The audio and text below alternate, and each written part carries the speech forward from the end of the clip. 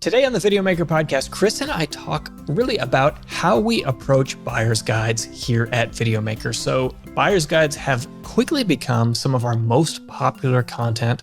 Tens of thousands of people read our buyer's guides every month. So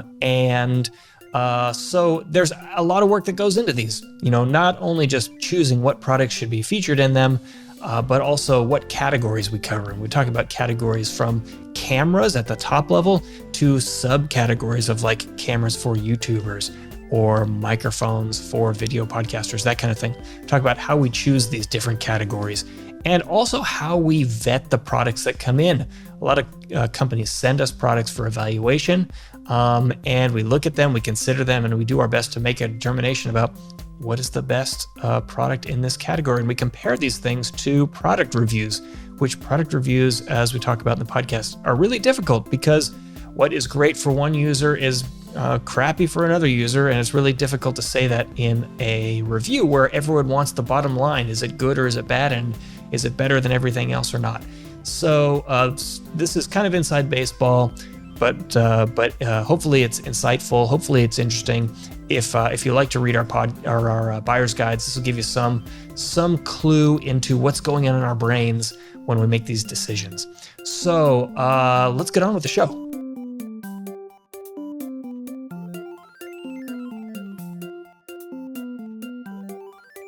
Welcome to the Videomaker podcast. I'm Mike Wilhelm, and with me, 2 doors down, is Chris Monlux. Hello. That's a band name, right? 2 doors down? It's 3 doors down. 3 doors down. Yeah. Okay. Well, maybe 2 doors down is like the tribute band. It's the cover band at a really crappy dive bar. That might actually be 3 doors down at the crappy dive bar. I'm not sure they're very good. I don't remember the band or any of their songs, but the name sounds familiar. I don't either, except for I think they're in the category of Creed. Similar time frame, I think, as well. Oh, yeah. Okay, so today, let's see, we're going to talk about buyer's guides. And maybe buyer's guides is not the best title of our conversation. It could be just like the best making purchasing recommendations. So Videomaker is in the business of recommending products to people. We try a lot of products around here. Boxes show up all the time with video gear that these manufacturers hope that we give coverage to, so we get more access than most people. And also we have learned over the years that this content is in really, really high demand. And something has changed. Well, so much hasn't changed as we made a discovery, I guess. And others had made this discovery before, but we made it eventually. Videomaker had been producing buyer's guides for years. Decades, in print. And it was basically, they were like directories almost, like here's all the cameras that are on the market.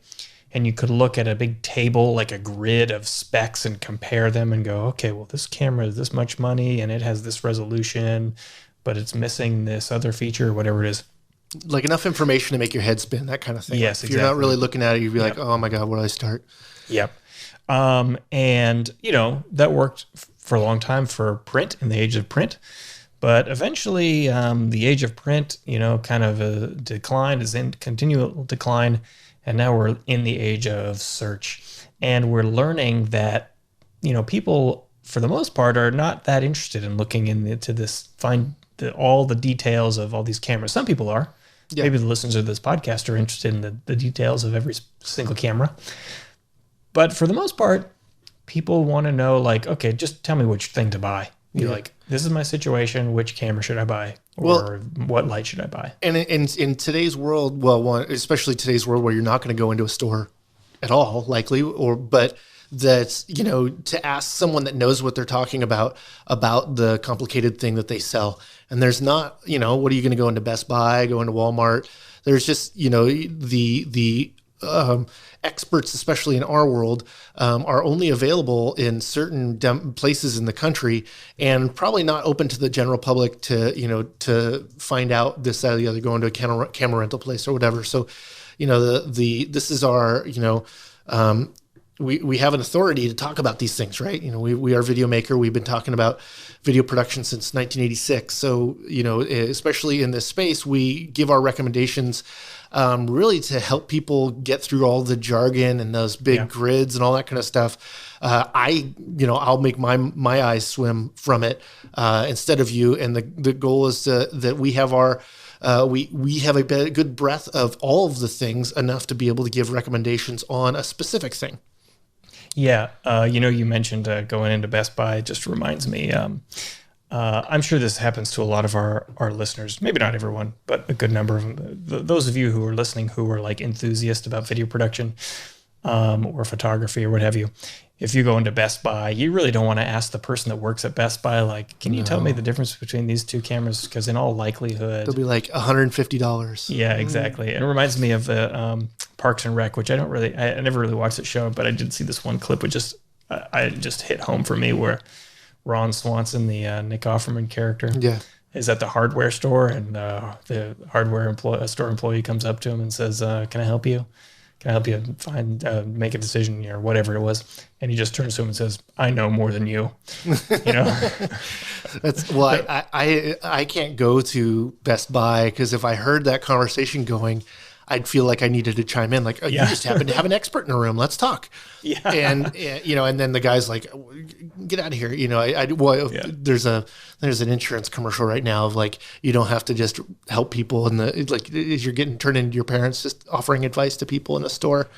I don't want to do that. But the thing is that there really isn't, there's so many, reviews, you could read, the customer reviews. There's all that kind of stuff, which should be valued as well. The thing is if you're really getting down to the nitty gritty when you're trying to choose between two things, that's fantastic. It's good to learn that about where you're buying it from, as well as, what people said the strengths and weaknesses are over a aggregate of people, right? Like, one disgruntled person is probably not a good representation of all the owners of a camera, but if there's 50 people all saying the same thing, that's a great thing to know, right?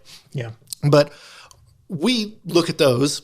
We also use the equipment, and we are often briefed on all of the specs and features of these cameras by experts that made them. So not only did we get the down low of like why they made it, all of the new features, and of course their pitches on why one should buy theirs over another, but that since we have that, and that they're always trying to deliver that to us, not only through press releases, but through calls and meetings, and which was trade shows, we are able to get all this knowledge and make a better, a much easier choice to recommend. I mean, not saying any of this is very easy at all, because we have quite a few debates, and it would be interesting if we had this, the debate over, you guys would hear us really, because we do a lot of, what's it called? The devil's advocate type of argument sometimes, and so it is trying to go through those, but that we really pride ourselves in our buyer's guides, because if you guys can't trust our authority on these things, then what are we good for? And, and the cool thing is there's so many different categories of things that are needed in video production that there's lots and lots to cover. And the neat thing is that like, each individual category in all of our main buyer's guides could be broken out into their own buyer's guide. Yep. So, the thing is like not every tool is for everyone, but there's likely a tool that's the best fit for you that currently is out. And that's always based on a couple different things. And usually it's, your features you need and price. Those are usually associated, or the use case or what have you. But that we make these guides. I mean, we have, how many guides do we have, Mike? We definitely more than 12 now. I think we're at 22 or 24 or something. Just all over the place. And the cool thing is that we are always keeping up on these. So the idea is, where we used to make buyer's guides, and even when we were switching from the grids to deliberating a buyer's guide, is that it was the buyer's guide that we made in whatever month that was of that year, and that was the buyer's guide for the year. And with the web, everything, you're only as good as how accurate your news is. So we are always trying to stay on top of them to make sure that they have the most relevant information. If there's a better camera out there for hybrid shooters, we want to make sure that we're recommending it, and that we're educated about it and have had our hands on it. And that's the big thing. And not necessarily even recommending it, but we should at least have considered it, right? So like, yes. We just learned about the Sony FX3, right? Yes. Now, at the time of this recording, the FX3 doesn't appear in any buyer's guides. At the same time, Chris and Haley and I will meet soon and consider the FX3 for inclusion in this buyer's guide. And it may not go in any of them, but we have to go, all right, well, if it was in a category, what category would it be in? And the category that it would be in, the camera that's currently there, is the FX6 a better fit for that? And sometimes it is, sometimes we go through this process and we make a swap. Other times it's not. And we just say, okay, we have looked at the guide. We have considered, these newcomer products, and we've confirmed the choices that we already have are still the best picks. And we refresh it and say, it's still good as of this date. Yeah, we're vetting new stuff, but we're also still challenging our choices that we've made. So it's both of, does this meet quality, standards and that kind of thing, and then is it better than the thing that it competes with? And sometimes that a product can compete in multiple categories, and some of the categories are super competitive, and others are not as much. Now, we don't make categories based on one odd tool that is the specific thing. We've always struggled with that, when we have some kind of cool tool that's out there, but it's like, where does this actually fit? And could we, is there anything to actually consider other than this? And that, that drones is actually a category that's gotten more difficult because it's shrunk to mostly DJI offering cameras in the digital imaging world. Action cameras, not every brand wants to make an action camera now, so those kinds of things that it's not as, there isn't tripods made, there isn't, as many cameras. I mean, we review 12 cameras a year. There's usually, I'd say probably double that get released that would probably likely get covered if we had them, or if we thought they were a good fit or what have you.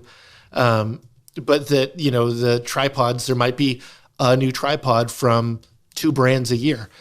So some are really competitive. Some are slower moving. Microphones have a really long shelf life. I mean, I think the Shure SM58, which is our best handheld mic, has been around for 40 or something years. It's pretty crazy.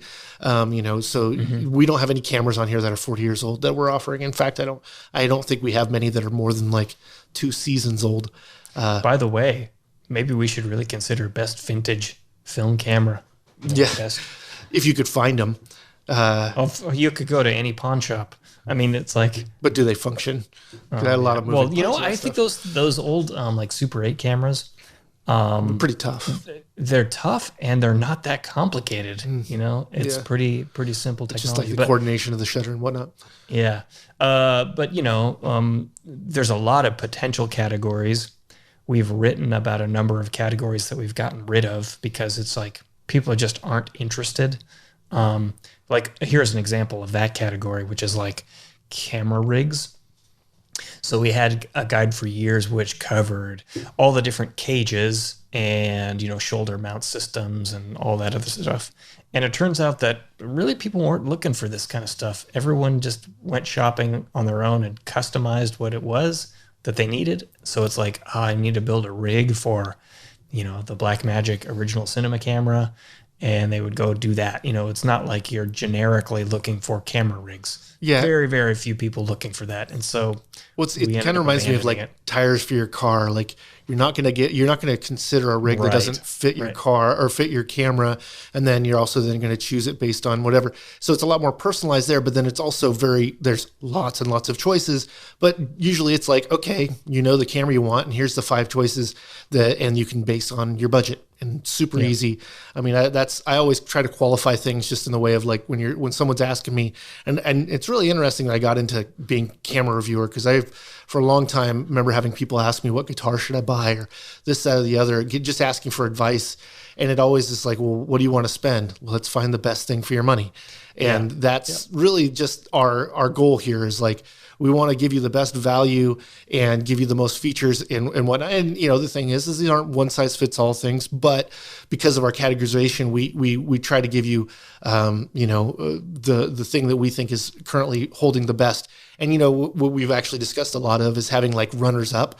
And I think we might still do that, or at least break those categories into more buyer's guides, just in the way of, if a camera is good for online video, are you talking about Twitch? Are you talking about YouTube? Are you talking about people that are making shorts for, whatever, for commercials, for pre-rolls, all the other different stuff, online video, we could break that into more specific use cases. But our guides, how often we do it? We go over all of our guides every 3 months. So every week we meet together, or is it week? On a rolling basis. On a rolling basis. It's not we look at all of them every 3 months, but every 3 months we look at a batch of them. And then, no, it is every quarter we go over every category.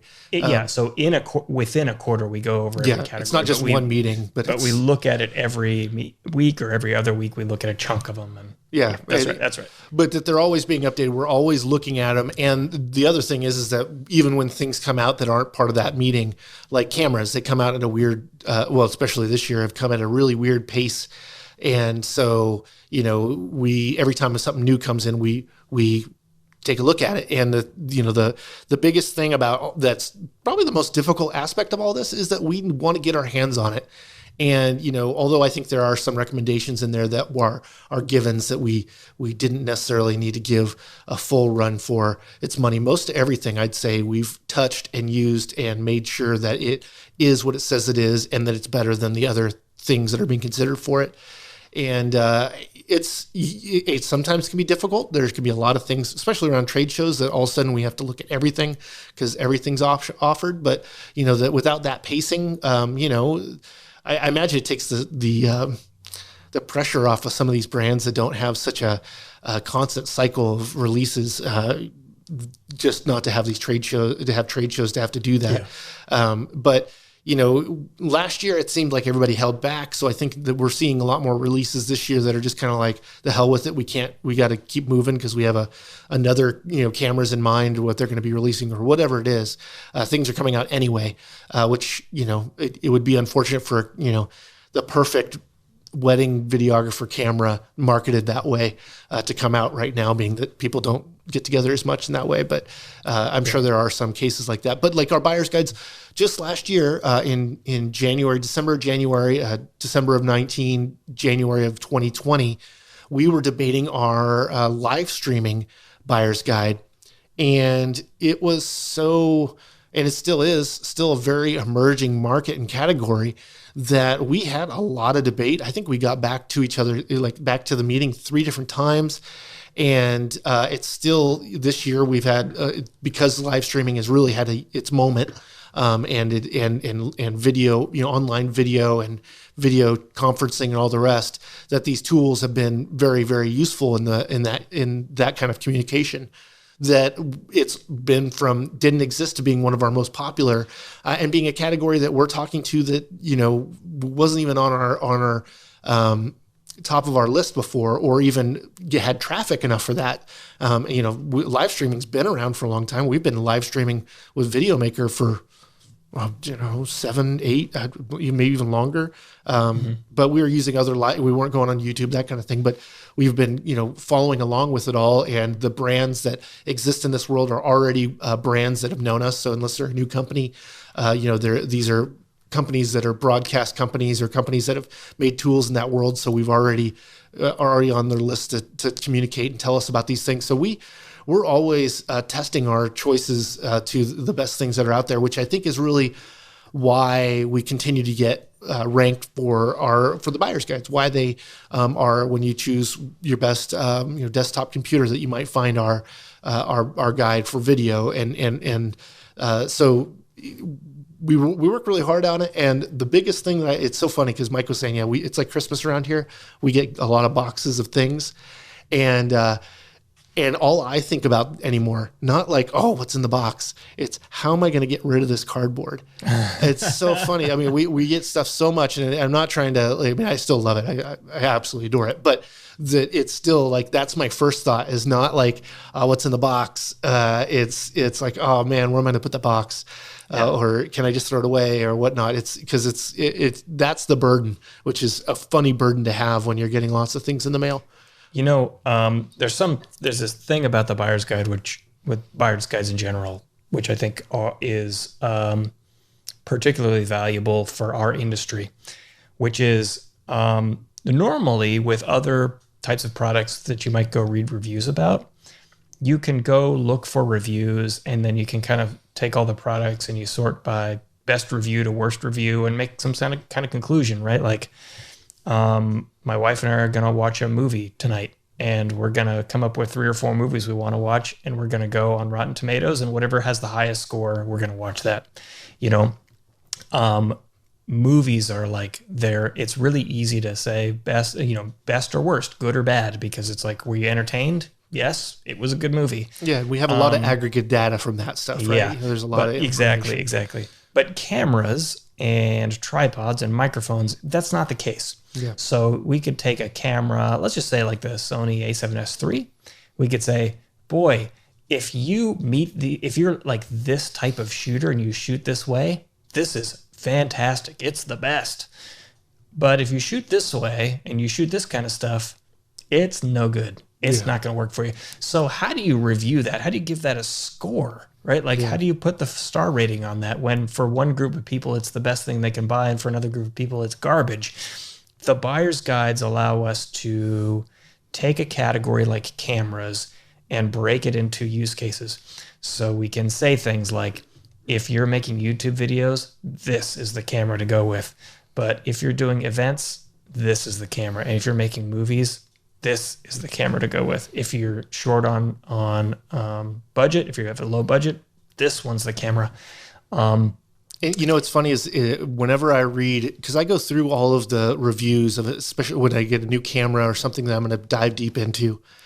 And so many times the negative review is, this doesn't do this thing that I thought it did, or I'm not happy with it because it didn't fit my needs. And it's like, well, I could have told you that.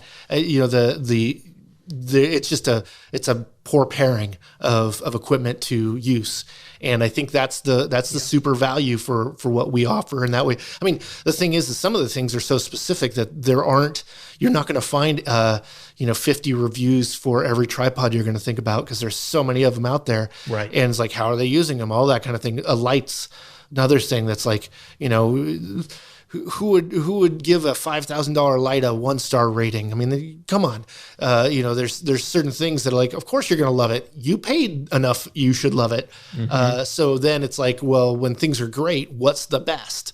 That is actually much more difficult than like the best budget, because the best budget's like, it gives you the most bang for your buck. What's the best value? Super easy to choose because you have like this, inherent idea of what value is for the dollar. Whereas like in a category of lights where, the entry might be $1,000. Well, how do you say budget light? Man, I'm spending $1,000. I don't feel like that's under budget at all. But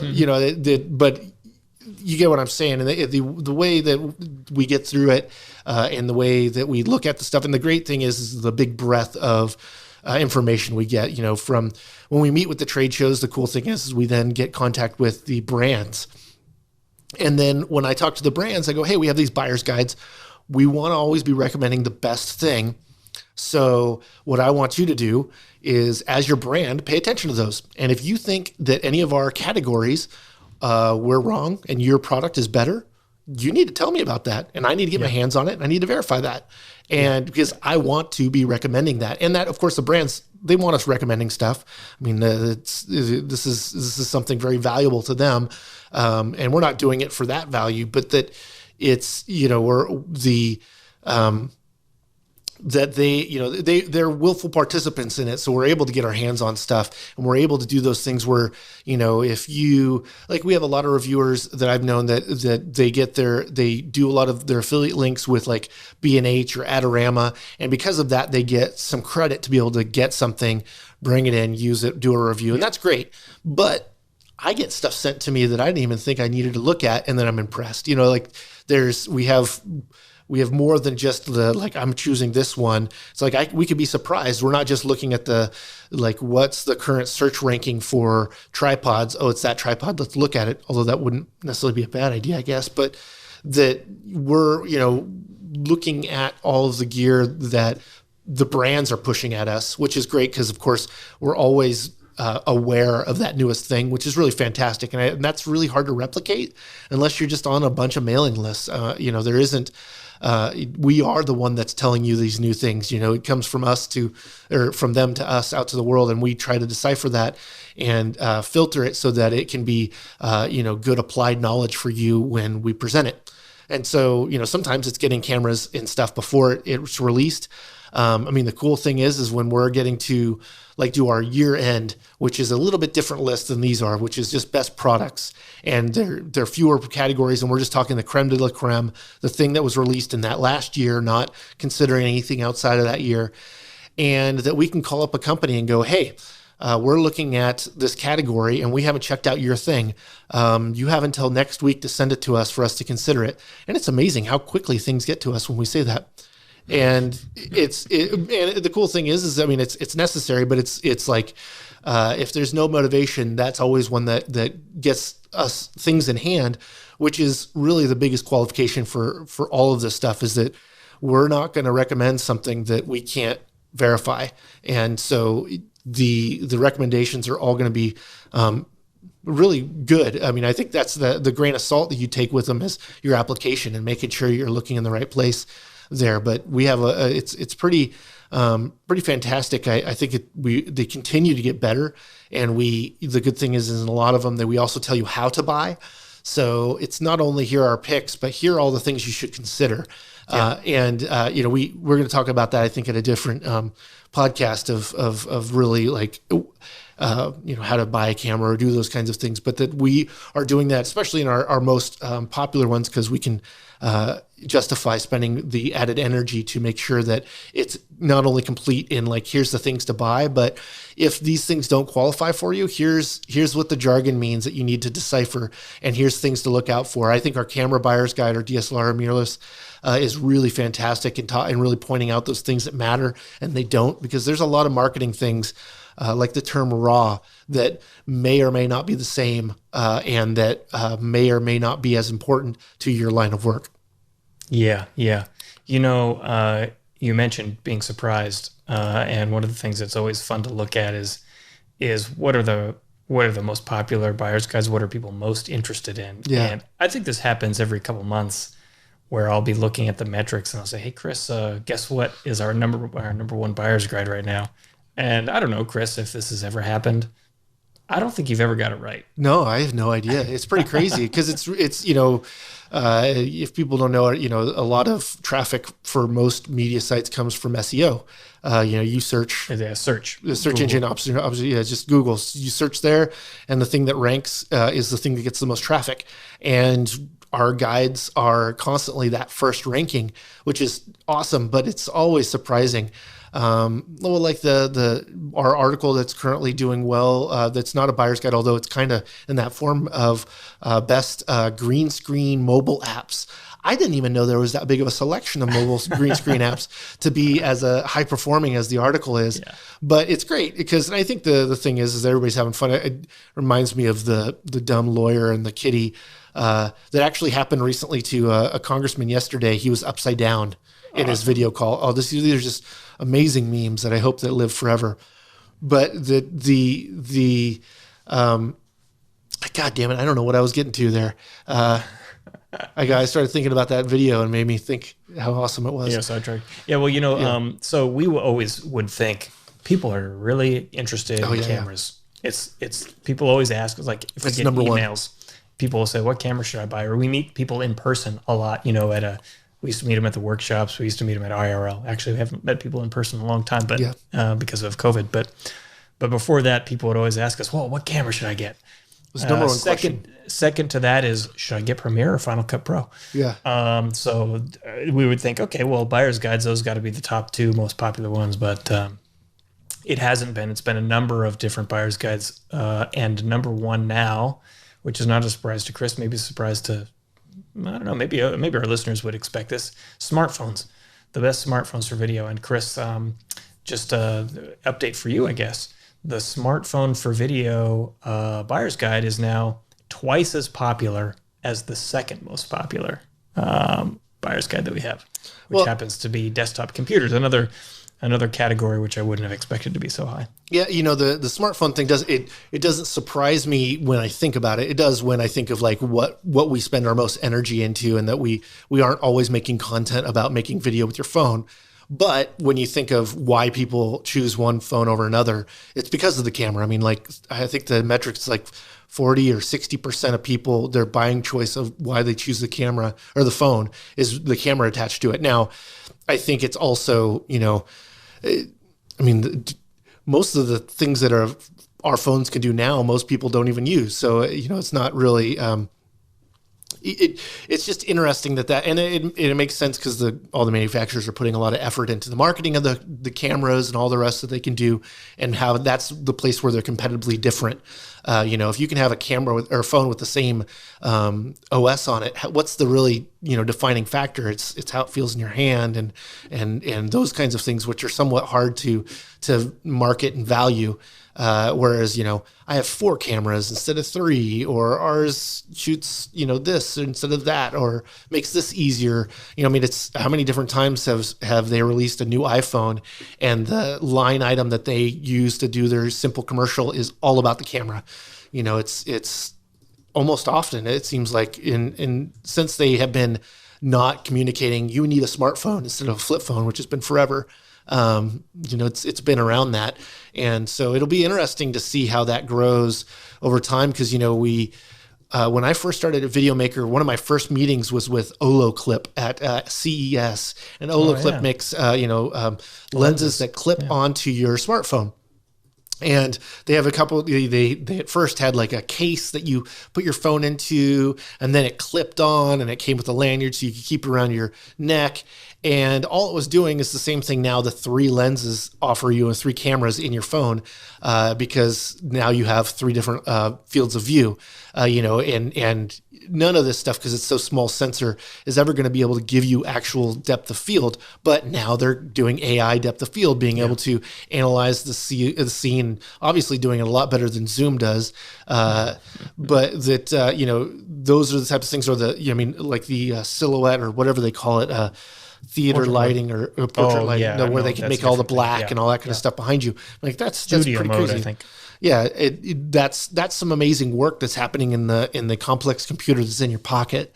So it makes some sense that it leads in that. And of course, what's the company that makes more money than anything? Apple. What do they sell? Phones. Okay, it makes sense. The most people that are buying things are likely phones, and if they choose their phone based on camera, that makes good sense why there's far more people looking for a phone tomorrow than there is the new FX3. The far wider net there, larger ocean of people in that area. So how much of that traffic is coming to Videomaker and finding other things that are helpful to what they're trying to do?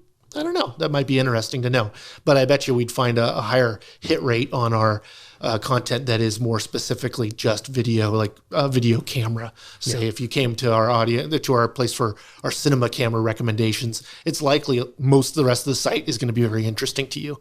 Whereas you're choosing a camera on your phone, it depends on why you're choosing it, but we're less likely to align with their wants and needs, and it's a little bit wider nest. But still, I think the good thing is people care about their phone camera or about their camera in general, and that they want those features. The funny thing is I don't know how many times I've had the experience where I'm using a dedicated camera, and I just wish it worked like my phone.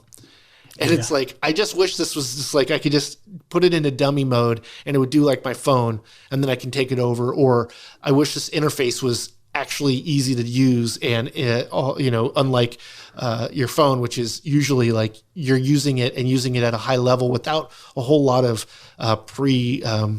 existing knowledge or at least direction on how to operate it.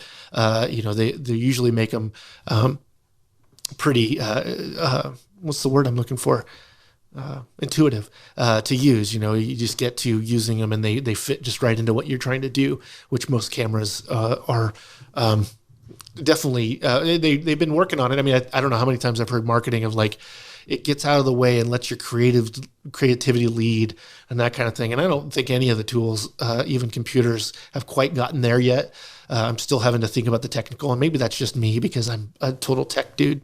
But that is, as soon as you can just make really amazing things, and they're all getting better. I mean, menus on cameras are getting better, and the interfaces on software on your computer is getting better.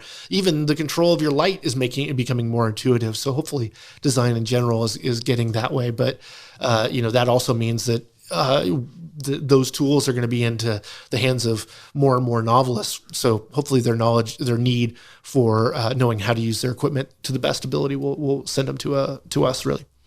Well, you said you wish your camera behaved more like your phone. I can tell you the opposite has happened to me quite a bit as well. Well, yeah, I wish my phone behaved more like my camera. Yeah. Just in terms of how you use it. But I guess I've had times where I'm like bummed I didn't have a real camera. I didn't have a dedicated camera just for the sake of like, yeah, this is beautiful. But if I had the right tool, I could capture that beauty better.